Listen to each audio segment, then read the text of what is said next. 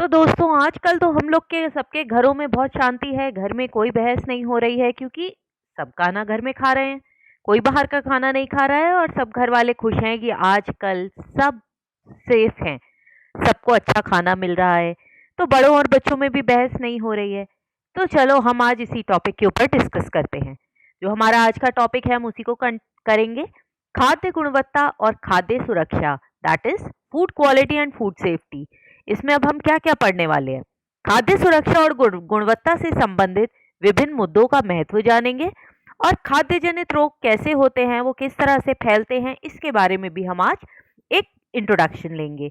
तो चलिए इससे पहले कि हम आगे बढ़े, हम ये समझते हैं कि हम इस टॉपिक को डिस्कस क्यों कर रहे हैं। ये मेन इसलिए हो रहा है कि पहले आपने देखा होगा हमारे यहाँ जो खाना बनता था, मसाले कुटते थे या फिर आटा बनता था, ये सब चीज़ें घर में होती थी। समय के साथ साथ क्या हुआ, ये सब चीज़ें बाहर से आने लगी, बाहर पिसने लगी, बाहर पैक होके हमें मिलने लगी और आज की डेट में हमारी फूड इंडस्ट्री जो है वो इस तरह की है जिसमें लोग कम हैं और मशीनें ज़्यादा हैं। सब कुछ हमें रेडीमेड मिलता है, पैक्ड मिलता है, हाथ लगाने की भी ज़रूरत नहीं पड़ती। जब सब कुछ पैक्ड है तो इस वजह से खाद्य जनित रोग भी होते हैं। और इसी वजह से जो मैंने कहा था कि घर वाले अब कब डांट रहे हैं कि उन्हें लगता है कि घर का खाना ज़्यादा पौष्टिक है, ज़्यादा प्योर है, वो उनके अपनी आंखों के सामने बना है। तो जो बाहर का खाना है वो खाद्य जनित रोग पैदा करता है। अब ये खाद्य जनित रोग से इतनी इम्पोर्टेंस क्यों हो गई? क्योंकि भोजन जो है उसको पौष्टिक और सुरक्षित होना चाहिए, हम ये मानते हैं। और इसका कारण है कि वर्ष 2005 में दस्त जैसे रोगों से 18 लाख लोगों की मृत्यु हुई थी। और सितंबर 2010 में हमने ये देखा कि 5 साल से जो कम उम्र के लोग हैं, जो बच्चे हैं, उसमें 30 करोड़ मामले ऐसे हैं जो बहुत गंभीर थे और मृत्यु भी हो सकती थी। तो 30 करोड़ 18 लाख, ये बहुत ज्यादा है। तो इसका नतीजा क्या होता है, आइए इस टेबल से पढ़ें। तो ये खाद्य जनित जो रोग हैं, इससे मृत्यु तो हो ही सकती है, उसी के साथ साथ व्यापार की और पर्यटन, इन दोनों की क्षति भी होती है और धनार्जन में हानि होती है। लोग बीमार होते हैं, बीमारी की वजह से काम पे नहीं जाते हैं, बेरोजगारी होती है, नौकरियां छूट जाती हैं। देखिए कोरोना जो अभी फैला है, इसमें कितने लोगों की नौकरियां जा रही हैं, कितना नुकसान हो रहा है, हमारी पूरी अर्थव्यवस्था चरमरा रही है, मुकदमे बढ़ने लगते हैं और इसी के साथ साथ देश का जो पूरा आर्थिक विकास है वो नीचे जाने लगता है, उसमें रुकावट होने लगती है। सिर्फ क्यों? क्योंकि खाद्य जनित रोग हैं। और खाद्य जनित रोग क्यों है? क्योंकि हम जो खाना खा रहे हैं उसमें पोषण तो हम पहले ही पढ़ चुके हैं, पोषण के साथ साथ वो खाना सुरक्षित भी तो होना चाहिए। तो इसका मतलब वो खाना पौष्टिक भी अगर है तो भी वो सुरक्षित नहीं है। तो पोषण के साथ सुरक्षा भी उतनी ही जरूरी है, ये ध्यान रखें। तो क्या कारण है कि ये जो हमारी फूड सेफ्टी है या भोजन सुरक्षा है, इसकी इतनी इंपॉर्टेंस हो रही है? हमारी जो जीवन शैली है वो बहुत जल्दी बदल रही है, खान पान बदलता जा रहा है, सब चीज़ें हमारी जो हैं वो प्रसंस्कृत हैं और पैक्ड खाद्य पदार्थ हम ज़्यादा इस्तेमाल करते हैं। प्रसंस्करण और औद्योगिकी, ये हमने पिछले वीडियो में पढ़ा था, मेरे ख्याल से आपको याद होगा, ना हो तो आप उसको दोबारा जाके रिवाइज कर लो। पैक किए हुए मसाले और मिश्रण हर घर में आपको मिलेंगे, सारे मसाले और सारे मिक्सचर्स पैक्ड। और जब ये सब पैक होता है तो इसको जब एक जगह से दूसरी जगह ले जाया जाता है तो थोक में ले जाया जाता है। थोक में ले जाने की वजह से जब ये चीज़ प्रसंस्कृत हो रही है, बन रही है, और जब हम उसे खा रहे हैं, उसके बीच में जो गैप है वो बहुत लंबा हो जाता है। और जैसे जैसे समय बढ़ता है क्वालिटी या सेफ्टी जो है वो खराब होती जाती है, गुणवत्ता कम होती जाती है। और इसका एक और कारण है कि मानवीय सुगृहीता जो है वो कम हो रही है। हम जो रोगों से लड़ पाते थे, जो हम में ताकत है, वो भी बदलती जा रही है। और क्यों बदल रही है? क्योंकि सूक्ष्म जैविक अनुकूलन जो है और उसके प्रति जो हमारी प्रतिरोधकता है वो कम हो रही है और बदल रही है। ये बदल क्यों रही है? देखो अब हम जो एंटीबायोटिक्स खाते हैं, जो दवाइयाँ खाते हैं, बहुत सारे लोग इतनी ज़्यादा मात्रा में खाते हैं कि शरीर उसका आदी हो जाता है और फिर उसका असर होना कम हो जाता है। इसी तरह से अब आप देखिए मच्छर वगैरह जो हैं इतनी ज़्यादा मात्रा में होते हैं कि उनमें भी बदलाव आते हैं और हम में भी बदलाव आते हैं। और इसका एक और कारण है वायुमंडल, मिट्टी, जल, इन सब में प्रदूषण इतना ज़्यादा है, कीटनाशकों का उपयोग इतना बढ़ता जा रहा है, पानी भी इतना प्रदूषित है, ये सब हमारे शरीर पर प्रभाव डालते हैं। जो हम खाना खाते हैं उसमें जो परिरक्षक या प्रिजर्वेटिव्स होते हैं, जो कलरेंट्स होते हैं, जो उसमें एडिटिव्स होते हैं, अगर आप लेबल देखोगे तो आपको सब में दिखेगा एडिड कलर, एडिड प्रिजर्वेटिव। इनका उपयोग इतना बढ़ गया है, इसका भी नुकसान होता है शरीर में। और भारत जो है वो डब्ल्यूटीओ या फिर विश्व व्यापार संगठन के साथ समझौताबद्ध है, इस पे हस्ताक्षर हो चुके हैं और इसी वजह से विश्व बाजार में के जो विश्व का बाजार है वो हमारे देश में आ सकता है और हमारे देश की जो कंपनियां हैं वो बाहर जा सकती हैं। तो अगर बाहर के लोग हमारे देश में आ रहे हैं तो हमें उसकी क्वालिटी को, खाने की क्वालिटी को देखना बहुत ज़रूरी है। और अगर हमें अपने देश से बाहर भेजना है तो हमें भी तो खाने की क्वालिटी को मेंटेन करना पड़ेगा, अदरवाइज बाहर की कंट्रीज हमसे खाना क्यों लेंगी। तो हम भी उस गुणवत्ता को मेंटेन करेंगे और जो बाहर से देश आ रहे हैं उसको हमें चेक भी करना है। और अंतर्राष्ट्रीय यात्राएं जो हैं वो तो बढ़ ही रही हैं, उसकी वजह से लोगों में एक्सपोजर बढ़ रहा है, नई नई चीज़ें वो देख पा रहे हैं। अब इस लेसन में हम कुछ बेसिक संकल्पनाओं या बेसिक कंसेप्ट्स के बारे में बात करेंगे। कौन कौन से हैं वो टर्म्स जिनको हम डिस्कस करेंगे। सबसे पहला तो है खाद्य सुरक्षा, हम अभी भी इसी को ही डिस्कस कर रहे थे। दूसरा है अविषालुता, अविषालुता जिसमें विष की बात करेंगे हम, पॉइजन नहीं, टॉक्सिन्स। फिर है संकट और खाद्य संक्रमण, रोगाणु। और लास्ट होगा खाद्य विषाक्तता या फिर अविषता। ठीक है, खाद्य संक्रमण और अविषाक्तता, इसको भी हम डिटेल्स में डिस्कस करेंगे। तो चलिए हम शुरू करते हैं सबसे पहले खाद्य सुरक्षा से। खाद्य सुरक्षा का ये सिंबल है। और खाद्य सुरक्षा क्या होती है? खाद्य जनित बीमारियों के जोखिम को व्यक्ति कम करने के लिए भोजन को संभालने, तैयार करने और भंडारण करने के लिए संदर्भित करता है और इसको हम कहते हैं खाद्य सुरक्षा।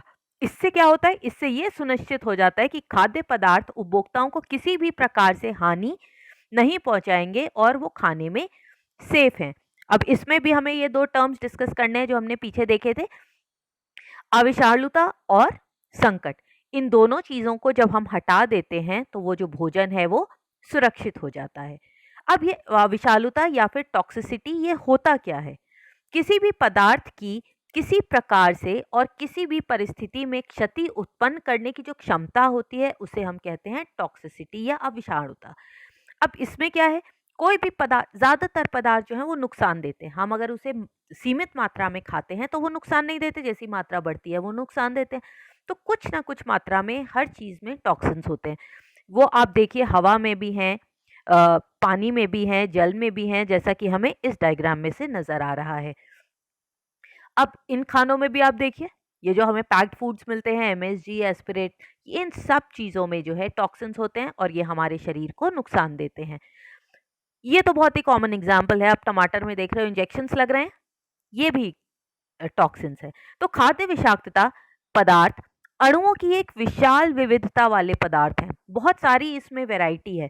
ये बहुत कम मात्रा में भी मनुष्य पर हानिकारक प्रभाव डाल सकते हैं और जो जितना हानिकारक प्रभाव डालेगा वो उतना नुकसान देगा। अब हम आते हैं संकट या हजार्ड पर।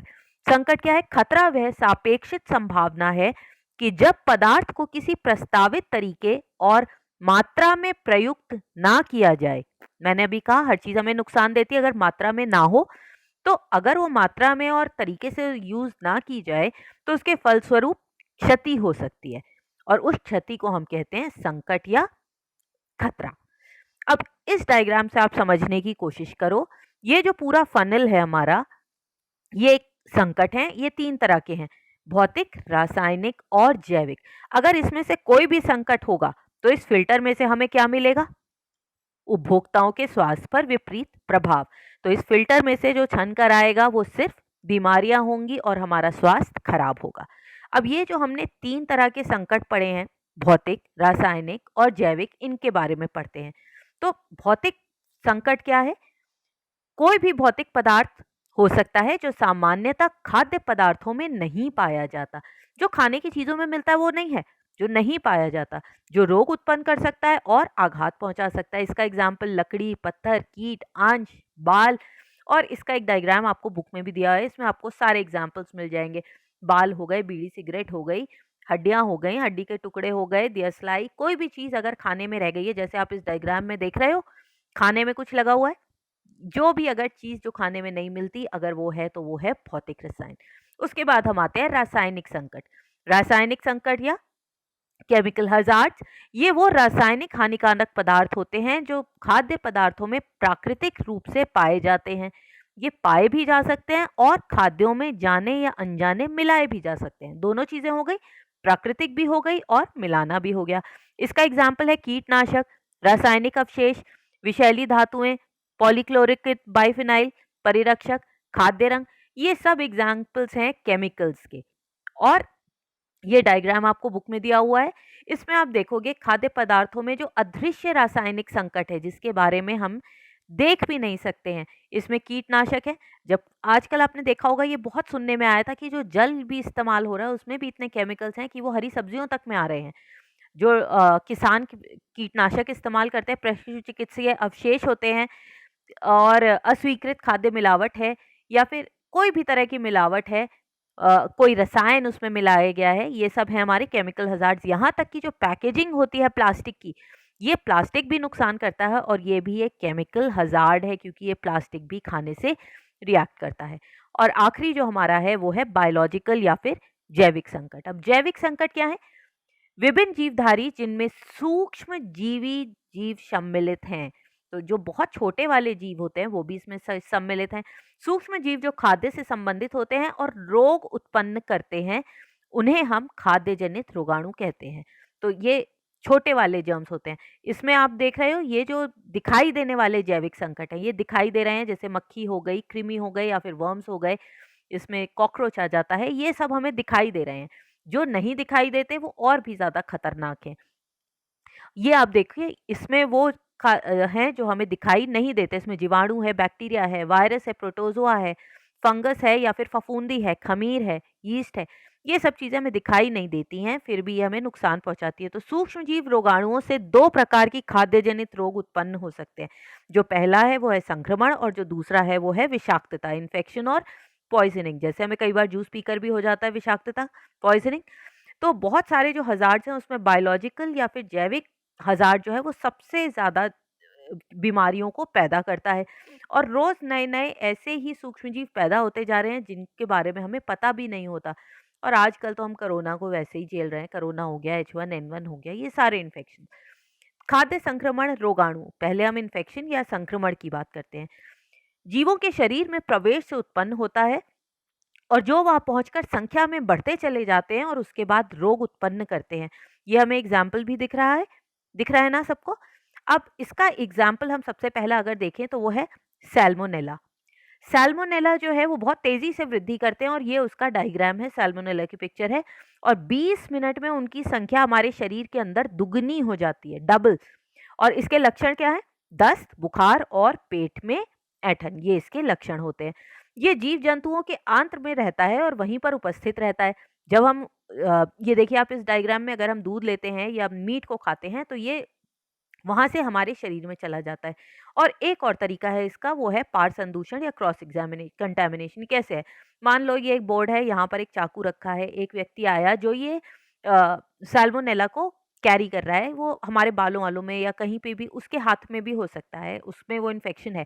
अब ये चाकू बिना धोए वो यहीं छोड़ गया, दूसरा व्यक्ति आया, उसने इसी चाकू का इस्तेमाल किया और ये जो यहाँ पर जर्म्स थे वो उसके पास पहुंच गए।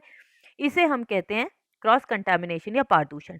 गर्म करने पर यह नष्ट हो जाता है, लेकिन अपर्याप्त प्रक्रिया से कुछ जीव जो हैं वो जीवित रहते हैं और इसी तरह वो दूसरे पर जा सकते हैं। कच्चा दूध और अंडे इसका एक अच्छा स्रोत है। अब हम देखते हैं खाद्य विषाक्तता या फिर अविषता, ये क्या होती है, इसमें और पिछले वाले में क्या फर्क है। खाद्य पदार्थ से रोगाणुओं के नष्ट हो जाने पर भी कुछ जीवाणु रह जाते हैं। अब यही इन दोनों में फर्क है कि पीछे वाले में क्या था, जीवाणु ही नुकसान दे रहे थे, लेकिन यहाँ पर उनके जाने के बाद भी, कुछ रोगाणुओं के नष्ट होने के बाद भी कुछ जीवाणु रह जाते हैं और ये जो है हानिकारक विष पैदा करते हैं, इसे हम कहते हैं टॉक्सिक। और खाद्य पदार्थ अधिक गर्म या ठंडे ना हो तो ये जो अविष है ये और ज्यादा मात्रा में पैदा होता है। और क्योंकि रोगाणु मर चुके हैं तो हमें ये दिखावट और स्वाद से पहचान में नहीं आता। इसका एग्जाम्पल है स्टिफाइलोकोकस ऑरियस। ठीक है, अब हम इसका एक डायग्राम और देख लेते हैं। ये जो है स्टिफाइलोकोकस ऑरियस, पहले हम ये देखते हैं कि ये आता कहाँ पर है। ये जो स्टिफाइलोकोकस ऑरियस है, ये जो है धूल, धूप, जल, इन सब जगहों पर ये पाया जाता है। और ये जो स्वस्थ लोग होते हैं उनकी भी नासिका में, गले में, त्वचा और बालों इन सब पर भी होता है। ये लोग इसे कैरी करते हैं या अपने साथ रखते हैं। और जब कोई दूसरा व्यक्ति होता है या यही लोग, ये वाले जो लोग हैं, अगर खाने को हैंडल करते हैं तो इस खाने में भी ये दूषित हो जाता है। और उसके बाद जो भी व्यक्ति उस खाने को खाता है या उस सामान को छूता है उसमें ये बीमारी हो जाती है और इसका लक्षण है अतिसार। ये इसका स्टेफाइलोकोकस ऑरियस का चित्र है। फिर हम देखते हैं परजीवी से इन्फेक्शन कैसे होता है या पैरासाइट्स। ये क्या होते हैं परजीवी? जो खुद में जिंदा नहीं रहते, किसी और पर निर्भर करते हैं। तो विभिन्न परजीवी से भी रोग के कारण हो सकते हैं। और सुअर के मांस में जैसे फीता कृमि होता है, और ये जो है सुअर के मांस में जब हम खाते हैं तो हमारे शरीर में जाता है और फिर हमारे शरीर के अंदर हमारा ही भोजन और हमारे से ही ये सारे न्यूट्रिशन या पोषण लेता है। इसके अतिरिक्त खाद्य पदार्थ पीड़क और कीटों द्वारा भी ग्रसित हो सकते हैं, जैसा कि आपको इस पिक्चर में दिख रहा है, चूहों से या फिर मक्खियों से, इन सब से भी ये ग्रसित हो सकते हैं। अब हम आते हैं कारक। क्या ऐसे कारक हैं कि हमें भोजन की स्वस्थता या गुणवत्ता पे ध्यान देने की बहुत ज़्यादा ज़रूरत है? पहला तो है मानव परपोषी, जंतु परपोषी और उनकी पारस्परिक क्रियाएं। जैसे आपने देखा कोरोना वायरस है, H1N1 है, ये चमगादड़ से होता है। उसी तरह हमने अभी देखा टेपवर्म्स जो है, कृमि जो थी वो सुअर से भी आ रही थी। उसके बाद गाय और उनकी जो एनिमल्स हैं उनके इंटेस्टाइन या आंतों में था। तो इन दोनों के बीच में जितना ज़्यादा इंटरेक्शन होता है या आपस में जो क्रियाएं होती हैं उससे भी ये बीमारी फैलती है। बड़ी मात्रा में आजकल उत्पादन और संसाधन होता है, बहुत बड़ी मात्रा में, अभी हमने करा था।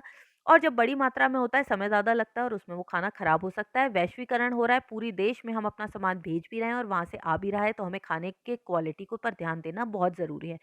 पर्यावरण, भोजन का उत्पादन, संसाधन, पकाना, परोसना, भंडारण, इन सब स्टेजेस पर खाना जो है वो कैसा होना चाहिए, उसकी गुण अच्छे होने चाहिए। परपोषी की संवेदनशीलता में परिवर्तन, जो व्यक्ति है उसकी भी जो रोगों से लड़ने की ताकत है उसमें भी परिवर्तन हो जाता है। कुपोषण के कारण, आयु के कारण और भी कोई कारण हो सकता है, बीमारी भी हो सकती है।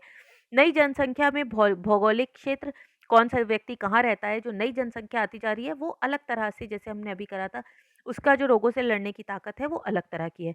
नए रोगाणुओं से संबंध, पिछले 10 सालों में जितने रोगाणु हमने ढूंढे हैं उतने पहले कभी नहीं थे। तो नए नए रोगाणु आ रहे हैं जिनसे नई बीमारियां आ रही हैं, और खाने की आदतों में परिवर्तन हो रहा है, जलवायु में परिवर्तन हो रहा है, ग्लोबल वार्मिंग हो रही है, तापमान बढ़ता जा रहा है, जीवों में आनुवांशिक विनियम एवं उत्पादन के नए प्रभेद, और जो जीव हैं, जो हमने अभी माइक्रो ऑर्गेनिजम्स पढ़े हैं, सूक्ष्म जीवी हैं, वो बहुत जल्दी जल्दी म्यूटेट करते हैं, अपने अंदर परिवर्तन लाते हैं। तो इससे पहले कि हम उनके लिए कोई इलाज ढूंढे, वो अपने आप को परिवर्तित कर लेते हैं। इसका एग्जाम्पल है NOTA virus, rota virus, hepatitis E. ये जो है 70% मामले हैं फूड बॉर्न डिजीज के, खाद्य जनित रोगों के, जो इनसे होते हैं। नए रोगाणु लगातार उत्पन्न होते रहेंगे, हमें उन्हें पहचानना है, नियंत्रित करना है और उनकी उपस्थिति लगाकर हमें ढूंढना है कि किस तरह हम उनका इलाज करें। और आज का जो हम लास्ट टॉपिक पढ़ेंगे वो है संदूषण और अपमिश्रण, मतलब कंटामिनेशन और एडल्ट्रेशन। इन दोनों के बीच में हम फर्क जानने की कोशिश करेंगे। तो हम पहले देखते हैं कंटामिनेशन क्या होता है। इसमें देखिए आप ये कैसे होता है। ये रॉ मटेरियल से भी हो सकता है, खाने की चीज़ों से, जल से भी हो सकता है, धूल से होता है, मिट्टी से हो सकता है, कूड़े से हो सकता है, पैकेज से हो सकता है, जानवरों से हो सकता है, ये सब है।